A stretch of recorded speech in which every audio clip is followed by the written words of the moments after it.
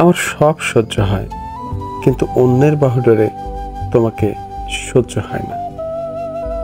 কেউ তোমার হাত ধরলে আমার সহ্য হয় না।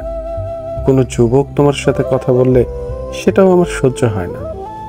এমনকি তোমার বিবাহিত স্বামী, ওই অপদার্থটা, তাকে দেখলেও আমার সহ্য হয় না। দেখলেই গা জ্বলে, মেজাজটা বিগড়ে যায়।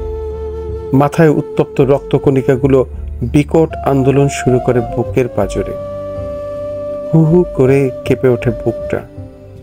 সমস্ত শরীর রসায়নে অণু, পরমাণু, ইলেকট্রন, নিউটন, প্রোটনগুলো ব্যাপক বিক্রিয়া শুরু করে।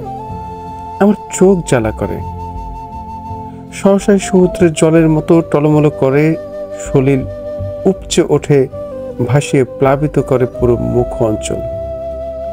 চারুলতা, আমার সহ্য হয় না।